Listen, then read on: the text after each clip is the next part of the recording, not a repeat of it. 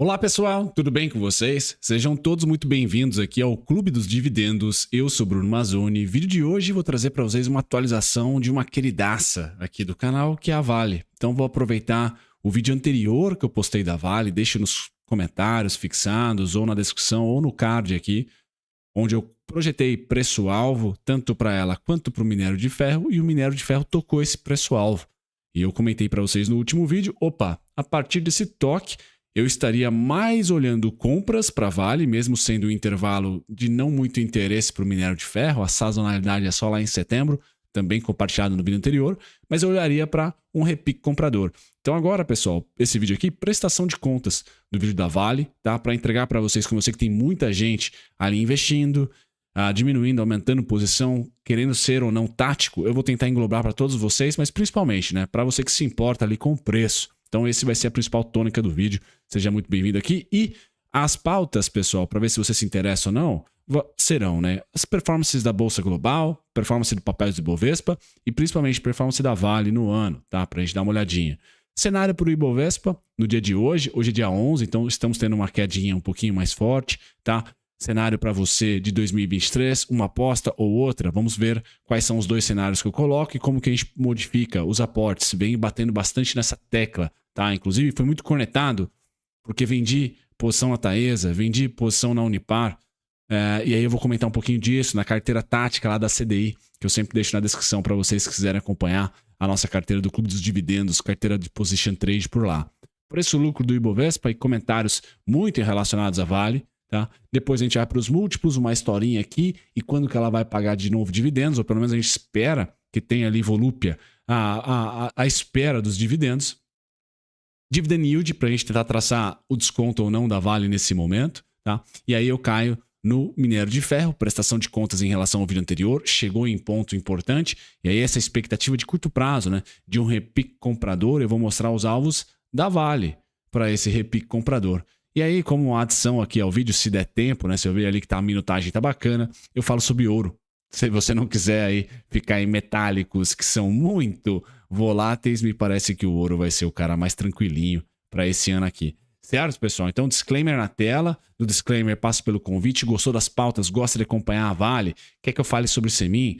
Comenta aqui para mim, deixe nos comentários, tá? E também considere se inscrever, ative as notificações e deixe um comentário com uma ação interessante. Se você já gostou das pautas, senta o dedo no like. Certo, pessoal? Então, performances do Ibovespa, eu vou sumir da telinha. Se você tá com a pergunta engasgada, né? Por que Hoje Vale sobe e Semin cai, pessoal? Semin trade juros. Juros está abrindo hoje. Então, por enquanto, como ela é novata na bolsa, a Semin é mais sensível a juros. Hoje o juros está abrindo. Certo, pessoal? Bom, pós-IPCA, que veio até tranquilo, tá? Mas para uma ótica ali, que para um outro vídeo eu comento um pouquinho mais sobre isso, tá? Então, performances de janeiro 23 para o momento atual, julho 23, hoje é dia 11, tá? O Brasil, pessoal, é aqui a quarta melhor bolsa nessa comparação, tá? Subindo 16%, não mais, né?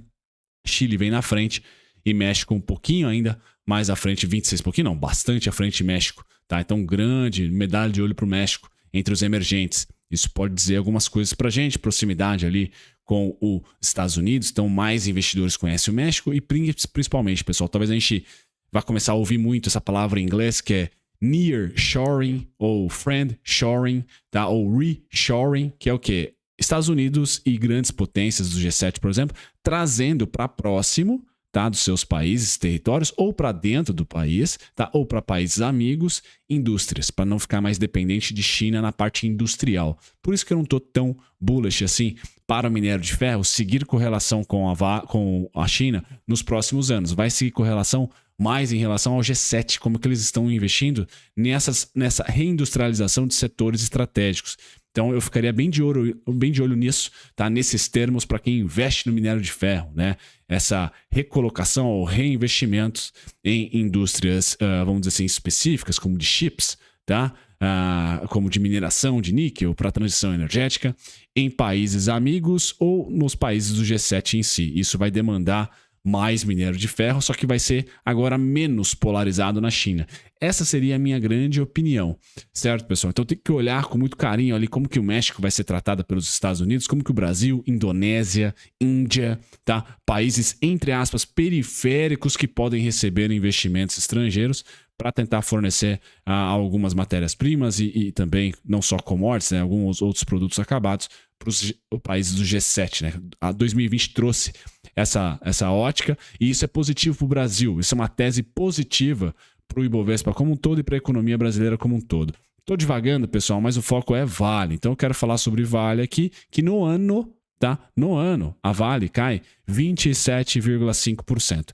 E aqui pausa o vídeo, tá? É a primeira atenção que eu quero dar para vocês. Cai 27,5% no ano.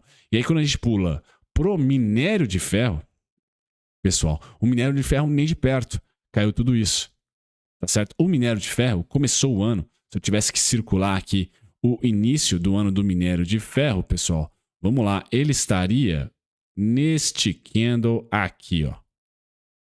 Tá? Então, deste candle para a direita.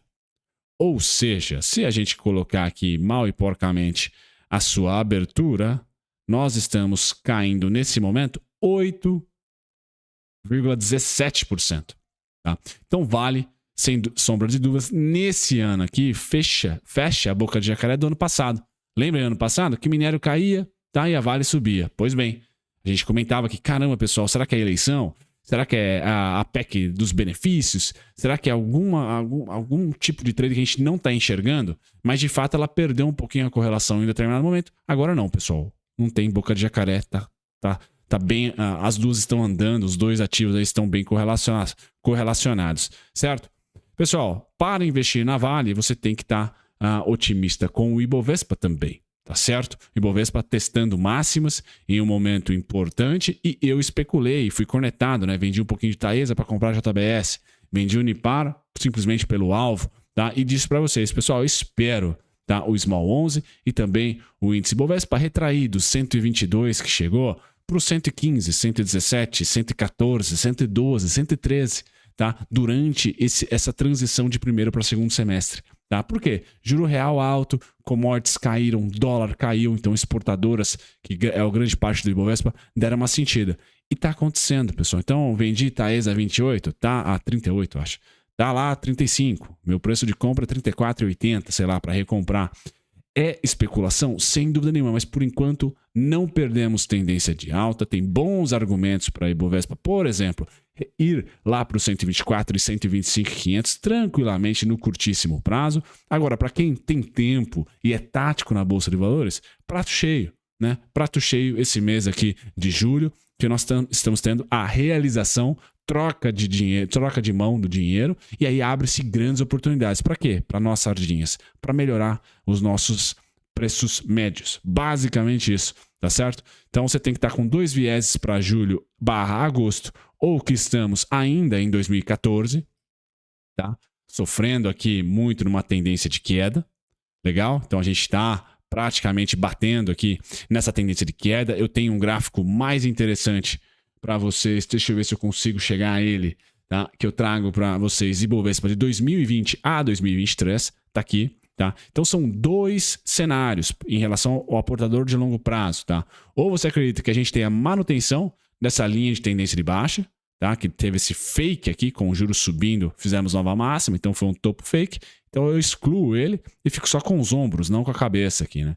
E aí nós temos essa linha que delimita para mim, alocador, e que estou, entre aspas, cético com a alta sem retração do Ibovespa já para julho e agosto, deixou para mim que eu diminuí os aportes. Não fiz aportes holder, só fiz aportes técnicos, limitados, tá? E aí JBS, e aí eu não vou lembrar de cabeça, Aura, Qualicorp, algumas, Fleury, poucas ações da minha carteira previdenciária, tá? E também da carteira tática lá da CDI, que eu fiz aporte, tá? O que eu estou esperando? Uma retração pelo menos aqui aos 114,950, mas já aconteceu o mínimo para mim. Dentro das ações, não no índice, algumas ações já estão ficando novamente interessantes.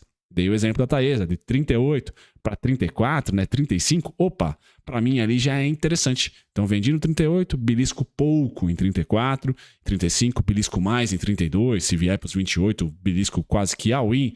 Enfim, né? A gente vai sendo tático por quê? Porque eu tenho tempo, pessoal, para estudar e eu especulo que não vamos subir em linha reta, vamos ter uma troca de mão. Basicamente, isso, né? Usar a mentalidade sardinha a favor, não contra, sabendo do risco, que é o quê? Dormir no ponto. Vendido o 38. Se tivesse a 48 hoje a Taesa, Brunão se ferrou, tá? E eu tô puxando esse assunto da Taesa, pessoal, porque corretamente fui cornetado, mas tem isso também na Vale, e é por isso que eu vou falar para vocês. Muito dessa fraqueza do Ibovespa, pessoal, se dá pela Vale, e agora, recentemente, porque a Petrobras também sentiu um pouquinho de resistência, tá certo? Então você tem que fazer duas apostas, ou rompemos e vamos para 2016, 2004, começamos a subir e você não deve diminuir os seus aportes, ou você tá que nem eu, poxa, vende um pouquinho, compra um pouquinho mais, tudo limitado ali para melhorar o quê? O seu médio, para que a sua aposentadoria, em vez de chegar nos 66, chegue nos 64 anos de idade, nos 62 anos de idade, sei lá. Tá dando um exemplo hipotético para vocês aqui. Agora, na figura macro, o Ibovespa tá caro? Não, pessoal. Não estamos em 2019, não estamos em 2020. Estamos ali, se não em 2016, estamos beijando ali 2015, 14, tá? Eu acho que nós estamos nesse período, mais para 2014 e 15 do que para 2016, na minha opinião, mas tem argumentos suficientes para dizer, estamos em 2016, dólar caindo, a inflação caindo, juros para ser cortado, commodities ainda aquecidas, tá? Falta só a China ter dados fortes aí, aí acho que a gente sobe com tudo, né? Mas enfim, isso não veio e não deve vir, tá? Até porque, pela tese do começo do vídeo, né?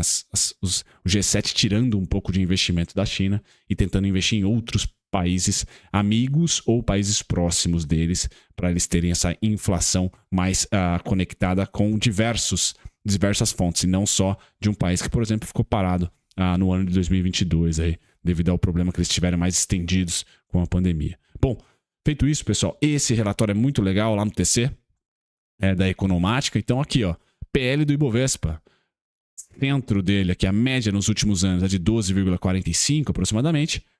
Desvio padrão aqui para baixo, pessoal. Estamos um desvio padrão para baixo do PL da Bolsa. Então hoje negociando a 10 vezes lucro. O que eu acho que vai acontecer, pessoal? Nos resultados agora de julho, no final desse mês, o PL vai subir não porque as ações estão caindo, mas é porque o lucro caiu, tá? Então eu não vejo muito desconto para o Ibovespa. 115, como eu falei, 114, 112 no máximo, talvez 117 já tenha sido ali a mínima, a de hoje, certo? Se você voltar a 12, 24 meses do Ibovespa, ele foi para 96, foi para 102, então é por isso que eu falo que é um desconto pequeno, tá? Mas esse PL deve ficar morno, logo logo, porque o lucro tende a cair. Por quê, Bruno? Porque o minério caiu, porque o petróleo não subiu, que o mundo está crescendo menos devido às taxas de juros, tá? E principalmente, né, o câmbio, o real se valorizou. Então, os termos de troca para a nossa bolsa, que a maior parte é exportadora, tá, ficaram piores. Então, é natural que esse PL dê uma ajustada, e é justamente nessa ajustada do PL, pessoal, que pode ter uma realização da bolsa, como eu falei para vocês, que é a oportunidade da gente voltar com mais intensidade. Essa é a especulação que eu fiz e o caminho está sendo traçado dessa maneira. Olhando para a Vale, dividend yield de 8, PL de 3, pessoal, eu só olharia para o dividend yield, eu já vou dizer para vocês o porquê. Preço justo para o Graham está em R$130, tá certo? E aí quando a gente olha para dividendos, não vou fazer preço teto. Pessoal, até posso fazer aqui a média dos últimos 3 anos líquida, foi de R$7,89, é de R$7,89. Então fazendo aqui um cálculo de preço teto, também vai lá para o 131. Esse ano pagou R$2, tá certo? Mas o que eu acho mais legal para vocês verem fluxo de compra da Vale é data corte.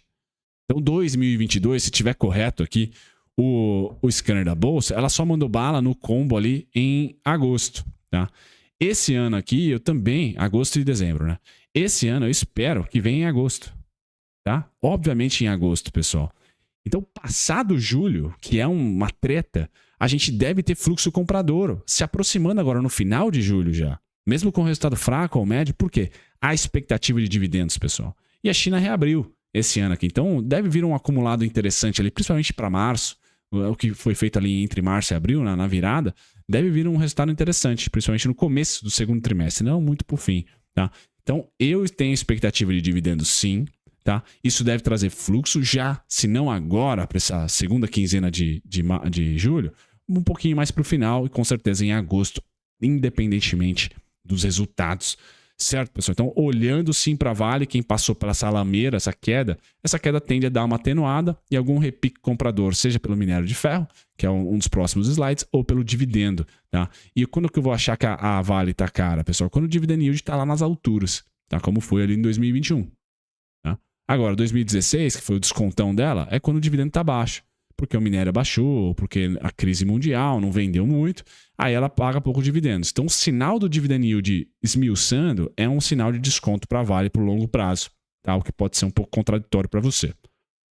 Olhando para o minério de ferro, pessoal, prestando contas aqui em relação ao vídeo anterior, então ele chegou numa primeira região que eu considero ser compradora e que para esse miolo de ano tende a segurar um pouquinho.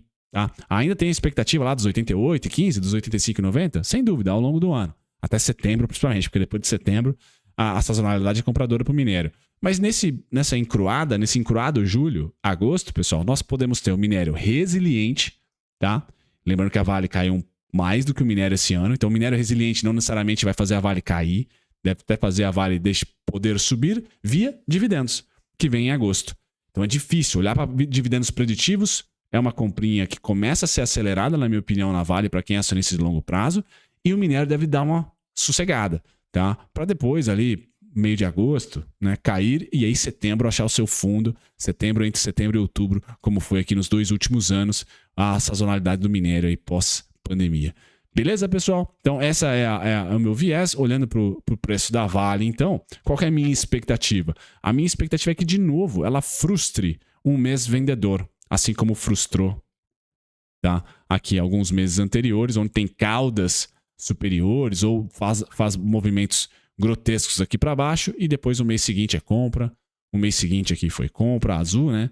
E a gente pode ter agora, mais uma vez, já tivemos no caso, um mês predominantemente vendedor, fechando na mínima, e agora a gente já começa comprador. Então, esse pequeno sinal aqui, que ainda está se formando, é um gráfico mensal, é importante para mim, pessoal. Por quê? Vai chegando próximo de agosto, tem dividendos e o minério bateu em um suporte. Então é o suficiente. Não estou olhando para os fundamentos, para o volume de vendas, para o preço do minério de ferro, óbvio que eu estou, né? Gráfico, mas para o volume de vendas, para os termos de troca, para a queda do câmbio. O que eu acho, pessoal? Que a gente vai ter sim fluxo comprador para Vale, só não é tendência, é só um fluxo comprador que tem esses alvos aqui: 68,45, 69,43, 71,74, 74,81 e 77,47. Certo? São esses os alvos. E aí estabiliza e espera ou China crescer no rally natalino, tá? Ou de repente o dólar voltar a subir com os cortes dos juros, e aí é a expectativa de fluxo para as blue chips que são exportadoras. Então temos bons argumentos. Não é cenário base meu, ela já em julho e em agosto, pré-data corte, ela vira para os 60,17, 58,87, que são alvos de curtíssimo prazo. E aí, se o minério derrocar, se o minério afundar, a gente fala em um próximo vídeo dos 46, dos 44, dos 45, que é alvo de crise. Tá? Não tenho essa expectativa. Tá? Então, Vale perde tendência de queda, ganha tendência lateral. 77,47, 74,81. E aqui já fez fundo no 64,32, 65,9. Um dos nossos vários pontos. Vários deles foram rompidos. Tá? Então, a Analitech ajuda, mas não é perfeita. Essa é o meu viés, pessoal. E terminando o vídeo, né? 20 minutos quase aqui. Mas eu não vou deixar de comentar com vocês, pessoal. Olho no ouro. Tá? Eu acho que o ouro pode ser ali você que quer sair fora dessa volatilidade de China cresce, ou G7 cresce, recessão nos Estados Unidos, ou China não cresce o suficiente, muita incerteza, e Brasil também, você não está querendo dar um all-in, tá? Nem em juros, nem em bolsa. Pois bem, ouro está interessante. Me parece que tende a gerar bons frutos, principalmente se houver recessão nos Estados Unidos. Então, de olho aí numa tese que deu uma desacelerada no curtíssimo prazo, né? Ou seja, nos 2 últimos meses aqui foi queda para o ouro. Esse mês de julho tende a ser um mês bem xarope, porque tem temporada de resultado, a atividade econômica no mundo ainda está muito forte e o Fed ainda está colocando juros para cima, então não devemos ter aqui o ouro já empinando, o que é bom para os aportadores, né? Você vai aportar ali em preços iguais. Mas se houver recessão, pessoal, vai começar com um corte de juros danado no mundo. E aí moedas se desvalorizam. E quem se valoriza é esse cidadão aqui chamado ouro. Ou agora, né, nesse caso, o GLD, que é o ETF. Tá? Então, aqui um adendo ao vídeo da Vale. Grande abraço para vocês, pessoal. Até o próximo vídeo. Tchau, tchau.